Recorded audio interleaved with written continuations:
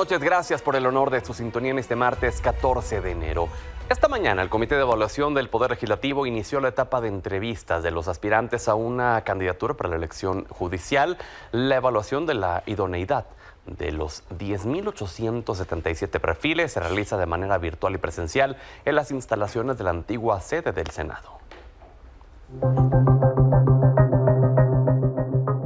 El Comité de Evaluación del Poder Legislativo Federal, compuesto casi en su totalidad con 4 de los 5 miembros y con la ausencia del comisionado Andrés Norberto García Reper, debido a un problema familiar, inició con la primera etapa de entrevistas a los aspirantes a jueces, ministros y magistrados para la elección extraordinaria del próximo 1 de junio. Desde las 9 horas y hasta las 21 horas, comparecerán de manera presencial o virtual 44 aspirantes a los cargos de ministros de la Suprema Corte de Justicia de la Nación, magistradas y magistrados del nuevo Tribunal de Disciplina Judicial, de la Sala Superior y salas regionales del Tribunal Electoral, magistrados de circuito, así como juezas y jueces del Distrito del Poder Judicial. El primero en comparecer ante el comité fue Francisco Javier Acuña, abogado litigante originario de Magdalena de Quino, Sonora, quien, para convencer al comité de evaluación de que es apto para ser ministro de la Suprema Corte, solo tuvo 3 minutos. El problema viene de abajo. La corrupción, las fallas que tiene actualmente el sistema de administración de justicia vienen de abajo, de los secretarios, proyectistas o de acuerdo. Entonces yo pienso que debe ser integral, se debe de trabajar de igual como ahorita en la capacitación para fortalecer precisamente los mecanismos con los que se cuentan. Por su parte, el abogado J. Trinidad Ayala de Zapopan, Jalisco, celebró que en este proceso tendrán la oportunidad no solo de demostrar sus conocimientos, sino que también de servir a la nación. Y confirmó que la duración de su entrevista fue de casi 20 minutos. Muy interesante, porque se abrió, hagan de cuenta que las puertas del cielo. Al pueblo, a los que estamos de Zapata, nos están dando la oportunidad de poder competir en un proceso tan importante como es este y tratar de poderle servir a nuestra nación. Yo estoy muy contento y si no me toca hacer, yo ya gané de todos modos. Algunos de los aspirantes, al término de su comparecencia, incluso compartieron su sentir, como el caso del magistrado Guillermo Arroyo Cruz, originario del estado de Morelos. Es un procedimiento novedoso, yo lo califico por ser inédito, lo podría calificar como un buen procedimiento. Es un procedimiento que está siendo muy cuidado. Están cuidando los tiempos, están cuidando las formas. Las entrevistas continúan en la vieja casona de Xicotencan, antigua sede del Senado, mientras que los aspirantes ingresan en bloques de 5 personas. Concluida esta etapa, se seleccionará a quienes cumplan los requisitos de idoneidad y el próximo 5 de febrero se llevará a cabo el proceso de insaculación por medio de una tómbola, la cual determinará quiénes deben aparecer en las boletas en la elección del 1 de junio y tomando en cuenta el principio de paridad de género. Con información de Silvia Arellano y Saraí Ramírez, Milenio Noticias. Y la Suprema Corte reconoció la actuación del Consejo de la Judicatura Federal al no paralizarse durante la suspensión de actividades de jueces y magistrados en protesta a la reforma judicial, propuesta presentada por el ministro Jorge Mario Pardo Rebolledo, que fue apoyada por el bloque opositor. La ministra Lenia Batres, también Yasmín Esquivel y Loretta Ortiz votaron en contra al no estar de acuerdo en que el Consejo actuó dentro de sus facultades. Hablando del Consejo de la Judicatura Federal, luego de que el pasado viernes determinó adoptar medidas de control y contención de gastos ante la disminución de su presupuesto para este año, esto ya provocó molestia entre los trabajadores. Tal es el caso de Jalisco, donde están contemplando irse a huelga, y es que el presupuesto autorizado para 2025 es de 62.025 millones, lo que representa una reducción del 13.4% por debajo de lo autorizado en 2024, pese a que se estableció que se respetarían los salarios y prestaciones de los trabajadores. Se contempla un ajuste en los porcentajes de aportaciones. Asociaciones como la de trabajadoras del Poder Judicial han pedido tanto al Consejo de la Judicatura como a la Suprema Corte respetar las condiciones de trabajo vigentes de todos los empleados. Vamos a otros temas. En Morena y el PAN han comenzado a calentarse los ánimos. Ayer, el presidente nacional del Partido Acción Nacional, Jorge Romero, propuso fijar el precio de la gasolina para que no cueste más de 20 pesos por litro, acusando a Morena de aprovecharse de los altos costos. Esto fue contestado por la dirigente morenista Luisa María Alcalde, asegurando que los panistas no quieren entender que su partido logró que el precio del combustible sea menor a comparación de otros sexenios. A esto contestó Jorge Romero, pidiendo al alcalde explicar en términos reales el aumento y que su partido haga real la propuesta para disminuir el costo de la gasolina, a lo cual la morenista hizo réplica, publicando una gráfica de la Profeco sobre el precio de los combustibles desde el sexenio de Felipe Calderón hasta hoy. Mientras que el coordinador del Frente Cívico Nacional, Guadalupe Acosta Naranjo, anunció que el próximo 22 de enero presentará formalmente ante el INE la solicitud para iniciar la formación de un nuevo partido político nacional, dando a conocer el nombre y lema. En redes sociales afirmó que se tratará de una fuerza ciudadana que hará frente a Morena y que su conformación comenzará en municipios. Porque vamos a fundar la nueva fuerza ciudadana, política ciudadana, que va a enfrentar con firmeza a Morena, a la destrucción que están haciendo de las instituciones, a su deseo de apoderarse del país con una sola visión monocolor. Vamos a formar un partido realmente opositor, pero no solamente opositor, un partido mejor. Nosotros vamos a hacer una oposición responsable pero firme, propositiva pero firme.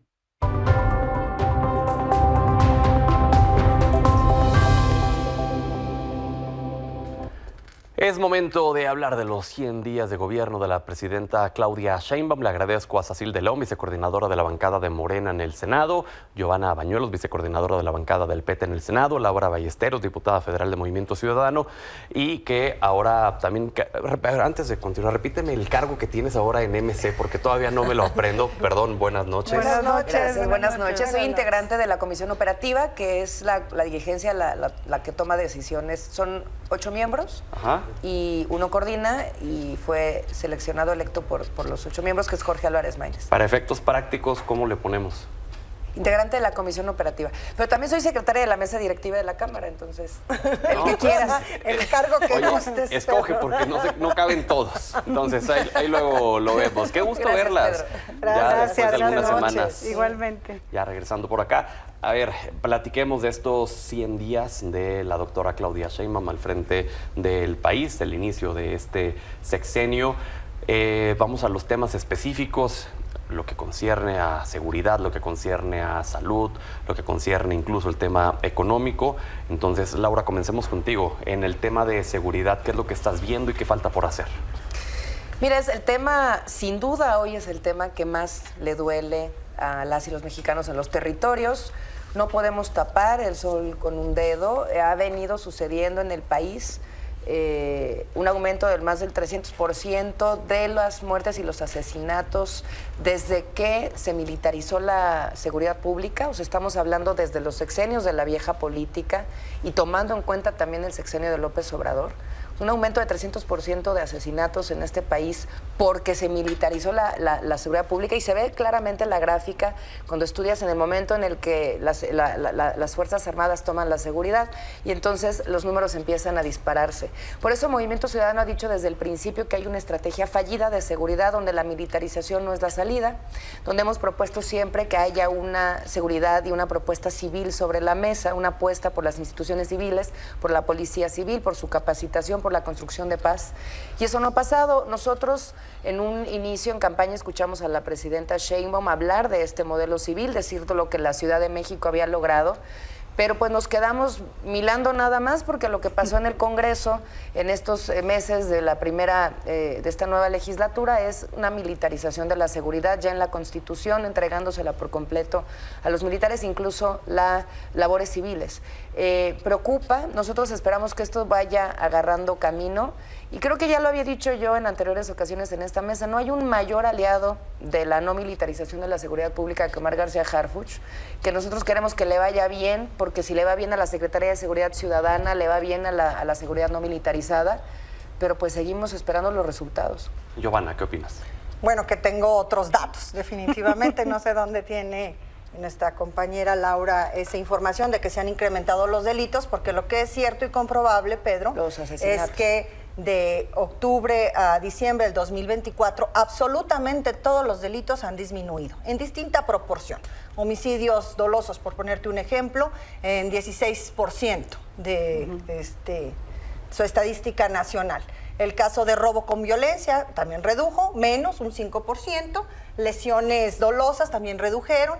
Se ha hecho, yo creo que un esfuerzo extraordinario de parte del gobierno federal y por supuesto del titular de esta área de seguridad, Omar García Harfuch, para poder desmantelar laboratorios, para poder confiscar armamento, drogas, hacer diversos operativos, que si bien es cierto, es muy complejo hacer un balance de resultados en tan poco tiempo como son 100 días, que es lo que estamos nosotros analizando, pues sí puede vislumbrarse y se dibuja ya un resultado distinto en esta estrategia que se está implementando y que mucho es gracias también a las herramientas que se le han dado a las instituciones de seguridad pública en este país a través de las reformas constitucionales que aprobamos en el Senado y en la Cámara de Diputados. El dotar de mayores facultades a la Guardia Nacional, el poderla trasladar a la Sedena, el facultarla con tareas de inteligencia y de investigación, pues bueno, evidentemente está mostrando sus primeros resultados. Militarización de la seguridad pública, que es sin duda el problema que más lastima a las mexicanas y a los mexicanos, como también sabemos que es el problema en el que está concentrando todas sus energías y su prioridad este gobierno encabezado por nuestra presidenta Claudia Sheinbaum. ¿Quería responder, Laura? Sí, que justo estas medidas de las que habla, senadora, es a lo que se le reconoce y se le conoce como militarización de la seguridad pública, siguiendo la estrategia fallida de los gobiernos de Peña Nieto, de Calderón. Estas cifras de las que te hablo son de los 2 sexenios de Calderón y de Peña, de la vieja política y del sexenio de López Obrador. Lo que pasa es que no nos puedes comparar, esperas comparar manzanas con no, claro que manzanas. se puede, se debe, a partir de que se milita, claro que sí, pero a partir de que se... Adelante, Laura, y luego vamos con Cecilia. A partir de que se... Estos son datos además del INEGI, ¿no? O sea, no los estoy inventando yo, son datos del INEGI. Es un cruce entre el momento en el que inicia la militarización de la seguridad pública, es decir, la seguridad en manos de los militares, como lo siguen haciendo ustedes, y prometieron que no lo iban a hacer, hasta casi los últimos días del sexenio de López Obrador, un aumento del 300% en los asesinatos en el país. Se fortaleció, Pedro, buenas noches, se fortaleció la Guardia Nacional, que fue dentro de las reformas constitucionales que hicimos, y dotamos a la seguridad pública de nuestro país con mayores instrumentos, pues les dimos mayores instrumentos para que puedan ellos combatir al crimen organizado y todos estos delitos de los que ya comentó Giovanna. Yo creo que decir militarización del país es una frase muy grave, que deberíamos de probarla porque no se está militarizando al país. Se fortaleció a la Guardia Nacional. ¿Y qué pasa con los gobiernos estatales, Pedro? Son los primeros y sobre todo Jalisco, Monterrey, Nuevo León, que en Monterrey piden todo el tiempo la presencia de la Guardia Nacional. Sinaloa, porque Morelos. Sí, pero a ver, criticamos a la estrategia de seguridad, pero son los primeros gobiernos de tu partido, Laura, en solicitar presencia de la Guardia Nacional en sus estados. Que no está mal, pero es que yo creo no que está mal, pero hay que reconocer la presencia, claro, sea, lo que hace la Guardia Nacional en nuestros estados. Pero es que no hay que confundirnos. Y yo quiero ocupar mi tiempo, claro, ya dio los datos fuertes la senadora Giovanna, y yo quiero aprovechar el tiempo, Pedro, para decirte que el domingo pasado, en el Zócalo de la ciudad, más de 400,000 personas nos dimos cita para escuchar los resultados que ha dado la primer presidenta de México, la doctora Claudia Sheinbaum Pardo, a los primeros 100 días de su gobierno. Y yo la verdad es que me siento orgullosa, me siento representada y creo que es un gobierno que da continuidad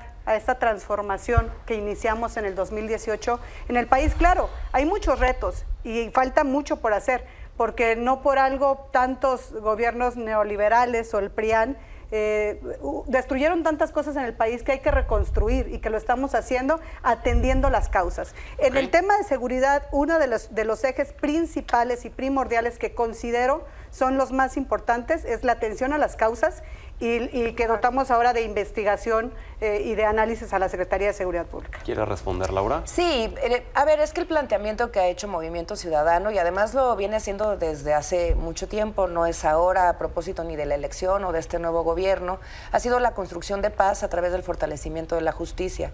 Por eso se los dijimos desde un principio, quieren entrarle una reforma judicial, tienen que entrar de lleno a sacudir a los ministerios públicos, donde hay una tasa de no denuncia del 95%.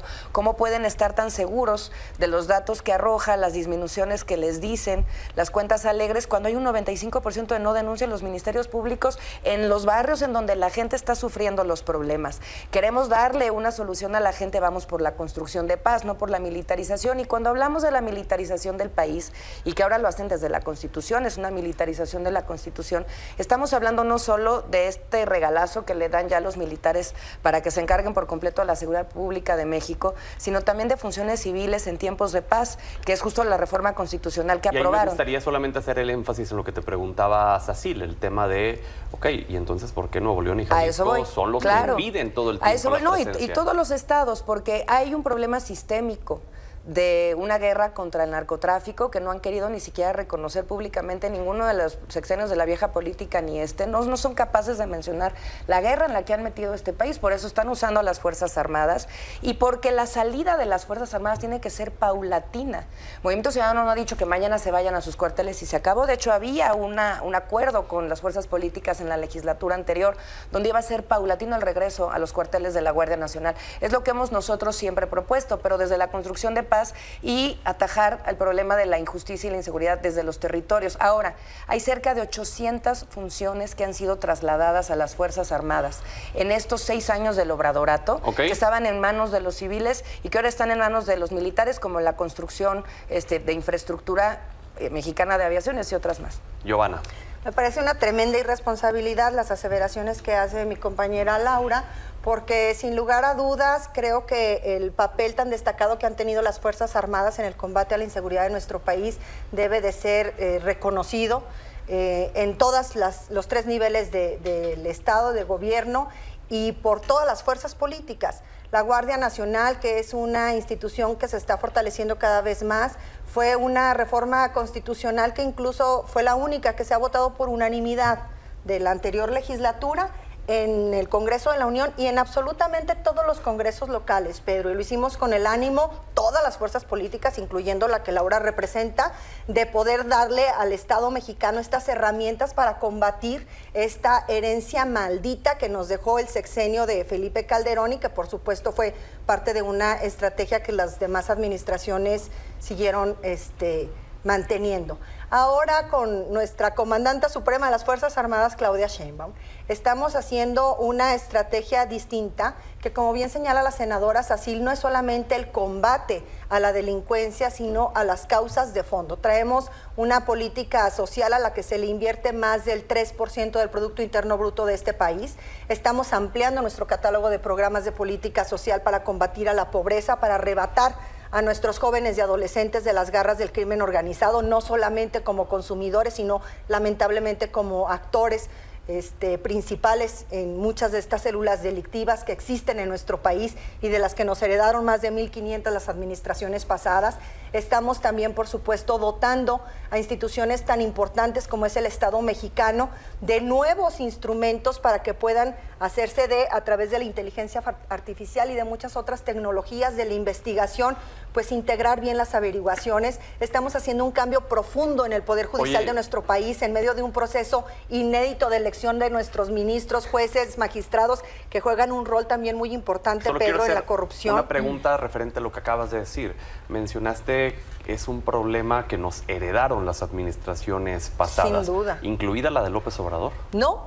Me referí específicamente a la administración de Felipe Calderón, que fue quien inició esta estrategia fallida, tan dolorosa y que tanta sangre ha derramado en nuestro país y de la que todavía estamos padeciendo, por supuesto, las consecuencias, y que también Enrique Peña Nieto con continuo y que nosotros iniciamos a cambiar. Y no lo han cambiado. Laura, nosotros en la administración del presidente Andrés Manuel López Obrador, y lo podemos decir con datos, creamos instituciones tan fuertes como la Fiscalía General de la República, creamos instituciones tan fuertes como la Guardia Nacional, hicimos convenios de colaboración muy comprometidos con todos los gobiernos estatales e incluso municipales, que no es una tarea de la Federación, pero que está evidentemente entrándole al fondo del conflicto, y estamos intentando sanear a nuestro país de esta plaga terrible que es el crimen organizado. Y es algo que se podrá hacer durante este sexenio, es decir, el sexenio de López Obrador más el sexenio de Claudia Sheinbaum, ¿tendría que ser tiempo suficiente para ya erradicarlo? Será tiempo suficiente, Pedro. ¿Es así? Será, y también vamos a ir por la reforma a las fiscalías, es de vital importancia que no le mendiguemos a nuestro movimiento, y me refiero a la oposición, para ir por esta gran reforma a las fiscalías, que nos va a ayudar obviamente para poder conseguir la paz que en todo México necesitamos. No sé si sea tiempo suficiente, yo quiero pensar que sí, Pedro. Hay muchos retos por delante, pero hemos visto a 100 días de iniciado el gobierno de la doctora Claudia Sheinbaum Pardo, resultados que están en las gráficas, que están en los datos oficiales, que van a la baja. Ya lo mencionó los datos duros la senadora Giovanna, pero que ahí va, o sea, estamos iniciando un gobierno a 100 días con nuevos resultados, con programas sociales que antes no estaban en la Constitución, hoy están legislados y son un derecho de las y los mexicanos, con las reformas que hicimos de igualdad sustantiva. O sea, es un gobierno no solamente de transformación y de mujeres, sino cercanos a la gente, cercanos a los ciudadanos, y que bueno, la doctora Claudia Sheinbaum Pardo está haciendo su mayor esfuerzo y está dedicando, como lo dijo ella en sus propias palabras el domingo en el Zócalo, su vida completa a servir a México. Y suponemos, porque esperamos que así sea, que todo el gabinete lo haga de la misma forma, todos los que están inmersos en el tema de la seguridad, esperamos que así también lo estén haciendo, pero hay un punto que decía Laura que me hace mucho sentido, y es que la gente votó de forma abrumadora por Morena, por el PT, por el Verde, por toda la 4T, con una esperanza, la esperanza de que la situación de inseguridad cambie. Y si bien los números pueden indicar disminuciones, a las familias en Sinaloa que no pueden tener paz como lo tenían antes, a las familias en Guanajuato, en Chihuahua, en Chiapas, en prácticamente casi todos los estados de la República, pues no va a ser una razón que les dé paz el decirles, mira, es que bajaron en esta cantidad, pero pues no puede seguir saliendo a la calle. Estamos a 100 días de que inició esta estrategia de seguridad que se basa en 4 ejes que ya los mencionamos, pero también estamos a 100 días de iniciar de la mano de que dotamos pues desde el Senado de la República con nuevos instrumentos a la Secretaría de Seguridad Pública, pues vamos a dar oportunidad, digo, a pesar de que son 100 días y son cortos, vamos a la baja. Yo espero que en unos 200 días o 250 días tengamos mayores resultados, pero también, Pedro, decirte que no solamente hoy en las encuestas el 80% de las y de los mexicanos aprueba cómo se ha conducido el gobierno de la doctora Claudia Sheinbaum Pardo, sino que están de acuerdo en las políticas que están utilizando para combatir al crimen organizado, y eso lo dicen pues las encuestas, ahí están, las hemos visto en todas partes, y yo creo que es muy temprano para decir que no está funcionando, ¿no? Tenemos 100 días apenas y creo que hay mucho que celebrar. Creo que en México estamos viviendo tiempos de transformación y tiempos también en los que se van a implementar medidas de seguridad que no se habían implementado basándose en estos 4 ejes que ya hemos mencionado. Atención a las causas, el fortalecimiento de la Guardia Nacional, inteligencia y investigación. Ahora vamos al tema de salud, porque si no nos vamos a aventar solo en la mesa del tema de la seguridad, y salud es también un tema muy importante que en específico en el sexenio pasado de Andrés Manuel López Obrador fue uno de los puntos que adoleció esta creación fallida del INSABI, que luego ahora se transforma a IMSS Bienestar, la adhesión de los estados y demás. Sin embargo, por ejemplo, ahora después del discurso de los 100 días, sobre todo organizaciones que se dedican al apoyo de la gente con cáncer, hacían una crítica fuerte respecto al desabasto de medicamentos, respecto a la falta de atención que hay. Laura, comenzamos contigo.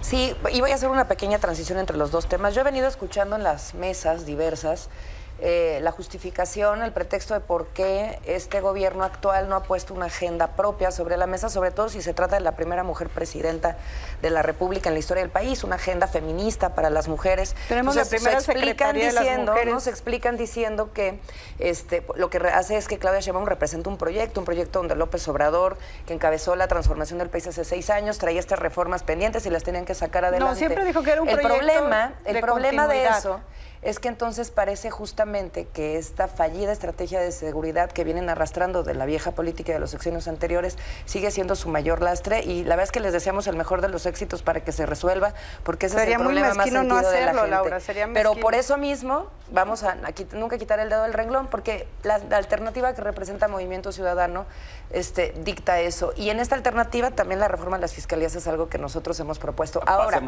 para el tema de salud nos parece también fundamental, cuando nos vamos a las encuestas que tanto les gusta citar, que la gente sí está presentando un fenómeno muy importante.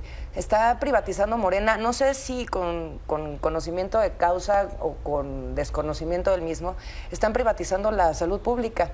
Con las dádivas económicas que se están entregando, estos programas de ayudas sociales, que nosotros hemos dicho también siempre que las transferencias no las vemos mal, la gente, al no encontrar respuesta en los institutos de salud pública del país, se está yendo a las clínicas privadas, con los médicos privados, a los hospitales privados, generándole un costo mayor. Al no encontrar medicinas, se está yendo a comprarlas también a otros lugares, generando un costo mayor en materia de salud. Entonces, esto no solo está golpeando sus bolsillos con esta política de no fortalecer a la salud pública y solamente dar transferencias económicas a la gente, y nos preocupa mucho porque ya lo que indican los números es una privatización al alza de la salud pública provocada por lo que parecería ser un gobierno de izquierda. Y cerrando el argumento de este primer gran gobierno de las mujeres, más allá de la Secretaría de las Mujeres, que yo estimo mucho, y sé que hará una muy buena labor, ¿dónde está el sacar el pendiente del derecho al aborto de las mujeres en este país, a nuestro derecho a decidir? Está pendiente, hay ya un recurso de la propia Suprema Corte de Justicia. Tuvimos este primer periodo ordinario para haberlo sacado y no quisieron. Y número 2, el Sistema Nacional de Cuidados también. Ahí hay 2 reformas profundamente feministas que quisiéramos ver a la primera presidenta mujer del país abrazándolos, y no nada más que ustedes nos vengan a decir que están acabando de cumplir el mandato y la herencia de López Obrador. No solamente que estamos acabando de cumplir, sino que le vamos a dar continuidad los próximos 6 años. Es por lo que la gente votó por nosotros y no por ustedes. Nosotros ofrecimos a la gente... Tenemos 500%. Felicidades, pero no gobiernan el país, no son mayoría calificada en el Congreso de la Unión, no gobiernan 24 entidades en el país. Entonces, creo que sí hay una enorme diferencia entre lo que tú representas y lo que nosotros representamos, y la confianza que le inspiramos a la gente. A propósito de que citas el tema de las encuestas, les tomó 30 años, claro. Y lo reconocemos como una lucha histórica, extraordinaria, encabezada por un líder extraordinario como nuestro presidente Andrés Manuel López Obrador.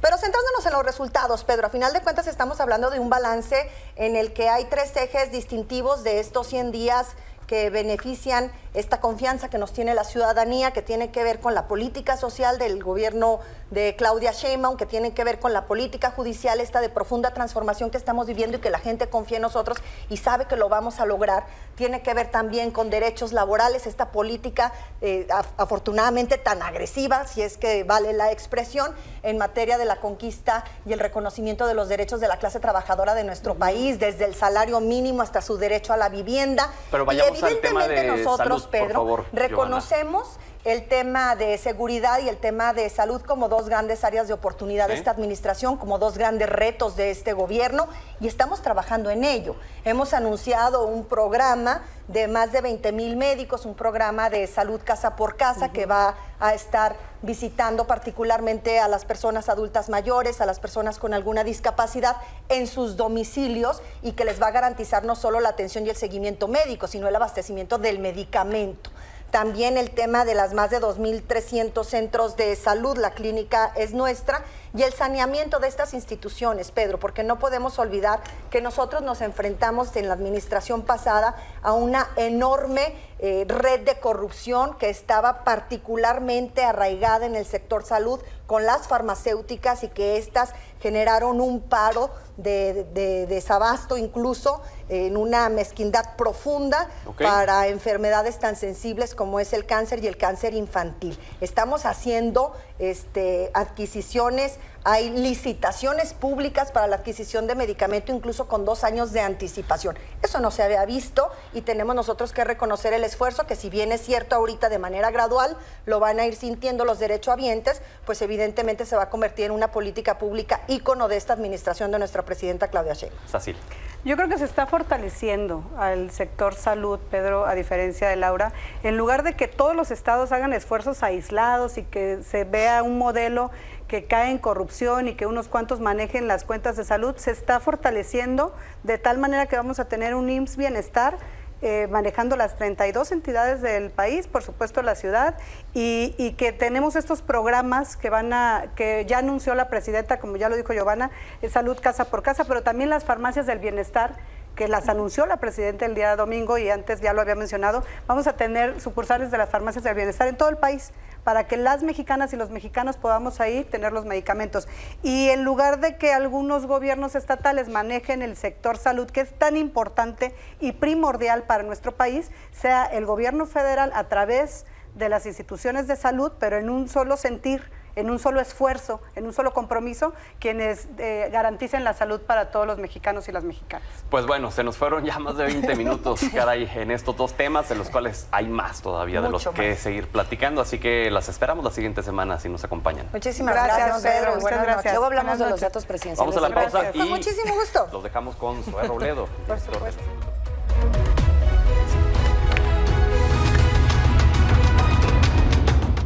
Hola Pedro, muy buenas tardes. Me da mucho gusto saludar a todo el auditorio de Milenio Televisión para contarles que desde hace 5 años, durante los primeros días de enero, todo el cuerpo directivo del Instituto Mexicano del Seguro Social se reúne en el histórico centro vacacional que tenemos allá en Huastepec.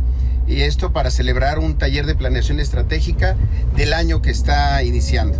En este taller se revisaron indicadores con los que cerramos el 2024 y también cada dirección presentó su programa de trabajo y sus proyectos prioritarios.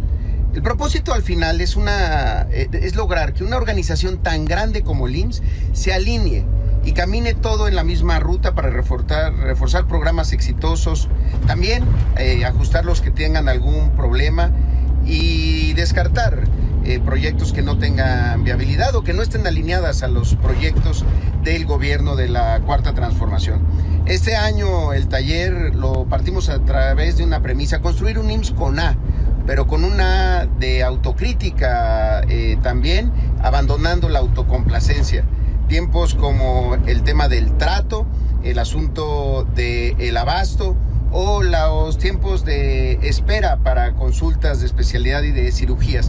Por eso es que queremos mandar la señal de que seguimos trabajando para mejorar los servicios. Revisamos también los proyectos que la presidenta Claudia Sheinbaum ha impulsado y que anunció ahora el pasado domingo en su informe de los primeros 100 días. Para nosotros está claro que el gobierno de México, este segundo piso de la Cuarta Transformación en el Seguro Social, requiere de eso, mucha planeación, pero sobre todo mucho trabajo territorial y enfrentar los problemas con emoción social. Sobre eso es de lo que les platicamos el día de hoy, aquí en la columna que hicimos, que aparece todos los martes en Milenio Diario. Saludos. Estamos de regreso. María José Sáenz de Baruaga, presidenta de la Comunidad Española de Cantabria, ofreció a empresarios mexicanos incentivos fiscales, recursos naturales, infraestructura para llevar inversiones nacionales a la región. Esto a raíz de las reformas estructurales que llevó a cabo su gobierno. Somos firmes defensores de la política de impuestos bajos porque, lo digo a menudo, en España ni los españoles necesitamos gobiernos más ricos, sino sociedades más prósperas. Y les decimos a los inversores: venid a Cantabria, seguid en Cantabria, invertid en Cantabria, porque nosotros queremos acabar con la pobreza, no con la riqueza, Nosotros queremos atraer inversión y talento y no ahuyentarlo.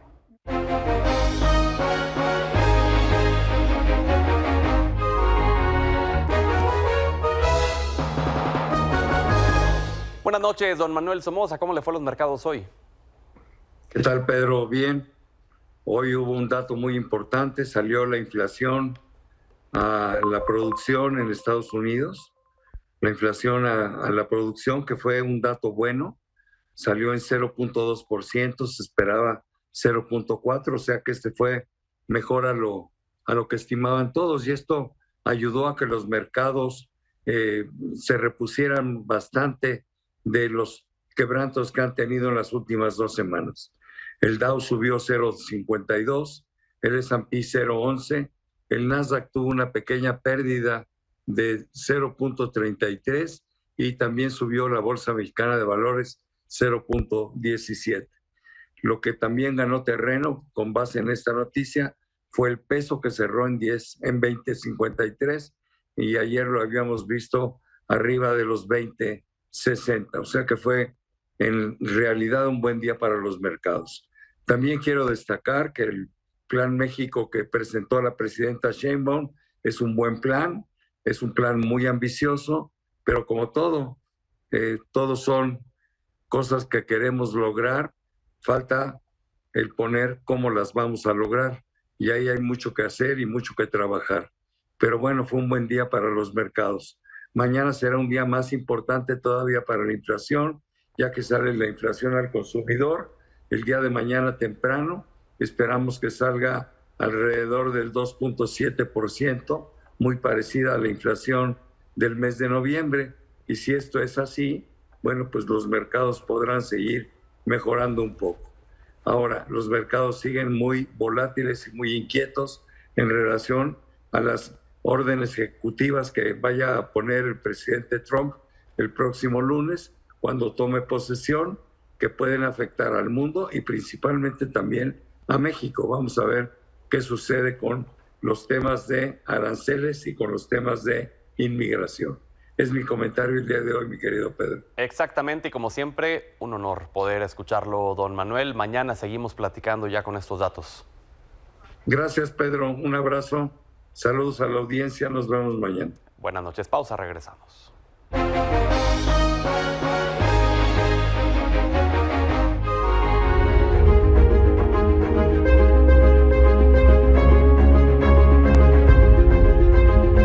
Ya unos cuantos días para que Donald Trump llegue a la Casa Blanca. Stephanie Enaro, hablando geopolíticamente, ¿cómo está el panorama para la llegada de Trump?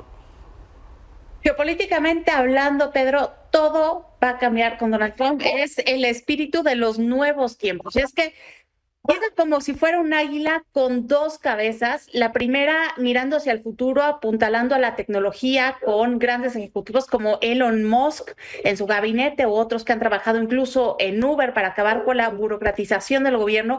Pero por otro lado, mirando al pasado, queriendo regresar a Estados Unidos a la época dorada de la manufactura.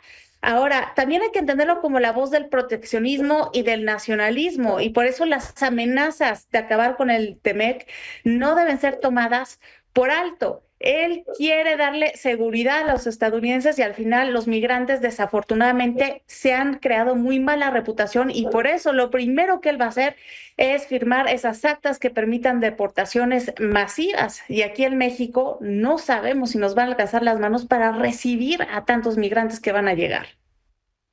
Donald Trump le queda, pues desde que inicie en la Casa Blanca, la cuenta regresiva. Y ya lo que no haga, ya no lo podrá hacer nunca más, Stephanie. Así que supondríamos que a través primero de las órdenes ejecutivas que va a firmar y a partir de los días siguientes, ver a un Donald Trump muy enérgico en sus acciones. Demasiado, va a estar desatado. Incluso tiene este regreso al Estados Unidos expansionista que no se veía prácticamente desde su fundación, y por eso dice que le quiere cambiar el nombre al Golfo de México para ponerle el Golfo de América, quedarse otra vez con Panamá. que comprar Groenlandia, y esto tiene que ver con China, porque Groenlandia pues le daría un mayor acceso a Estados Unidos en el Ártico. Rusia domina el 60% del litoral, ahora China porque domina a Rusia y son nuevas rutas comerciales, y el Canal de Panamá pues significa comercio porque une al Atlántico con el Pacífico. Entonces son tiempos geopolíticos y estoy segura, Pedro, que vamos a ver al mapa del mundo cambiar muchas veces y Donald Trump no se va a quedar atrás. Y bueno, pues entonces así está la situación. Stephanie, gracias, y nos estamos platicando en estos siguientes días ya de cara a la toma de protesta de Donald Trump. Así es, estamos pendientes, Pedro, y al final dormiremos con un ojo abierto. Contando las horas para que se llegue el Investment Day el día lunes, conocer las órdenes ejecutivas, ver si en alguna de ellas hay algo referente a México y luego esperar respuesta de parte del gobierno mexicano, y así parecería que sería la tónica durante los siguientes años en esta relación binacional. Stephanie, gracias. Nos vemos la próxima semana. Y gracias a usted por habernos brindado el honor de su sintonía. Hasta mañana.